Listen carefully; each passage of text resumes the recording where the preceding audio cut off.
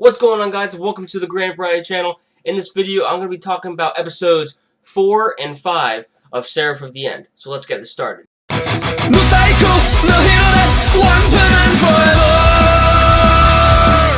So in episode 4, we finally figured out on how exactly Mika became a vampire. Apparently, he drank the queen of the vampires' blood, who also turns out to be a loli. Ah, shit! It also looks like Hyakuya has found a new friend and a teammate named Shiho, who is looking to join the Moon Demon Company in order to save his sister's life, who has been living on a thread due to the virus. If he succeeds in this, he will get unlimited access for medical uses for his sister's recovery. Now, the final part of the episode. In the final part of the episode, the vampires seem to be concerned about the organization, which is the Moon Demon Company, possibly making another virus that also happened years ago. So, we know that the vampires aren't the ones responsible, so this leads us to the conclusion that possibly the humans created the virus. But why did the vampires attack? To cleanse the world. Philosophy. Although, the vampires do need to keep in mind that the humans are basically their own source of livestock. So if they tend to kill off the humans, how will they survive? So eventually this leads to a declaration of war between the humans and the vampires.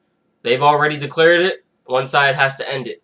Who will you guys vote for? Let me know in the comments down below. Now in episode 5, I felt pretty bad for Mika because, I mean, you know, he was forced to become a vampire. And halfway in this episode where we do get to see him, he's walking down the bridge and he sees kids that are just like passed out. You know, they're, you know, probably starving or something like that. They can't really do anything about it, you know, in the same position that him and the others were in. You know, and the only way that he could get food for him and his family at the time was basically to make a deal with the vampire to basically sustain his family's life longer, you know.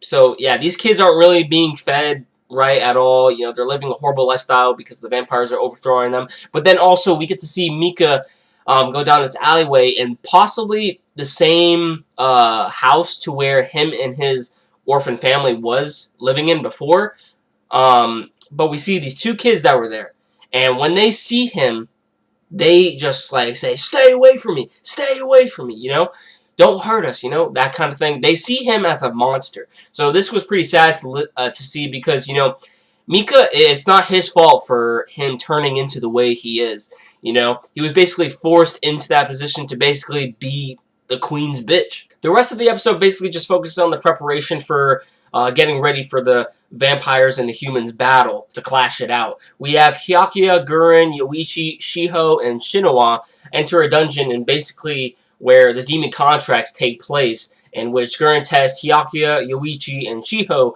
to see if they are ready to take on the challenge. And this feels like an RPG. Hyakuya picks the cursed sword, Yoichi picks the cursed bow, and Shiho basically picks these kunai-looking things, or daggers, the things that kind of look like from Naruto, but they look chained up. So maybe he can, like, I think in the opening, as far as I'm concerned, basically he can throw them and wrap around the opponents and then basically slice them. Anyways, guys, that about does it for my review of Seraph of the End, episodes 4 through 5. I really hope you enjoyed it. If you like this video, please give it a like and leave your thoughts in the comments down below on basically what you thought was interesting about this episode, or give me your predictions on what's going to happen in the next episode. Anyways, guys, that about does it for this video. I'll catch you guys next time. Hey, before you leave, don't forget to check out some of my other videos. I'm sure either one of them you'll find to your liking. I hope you enjoy.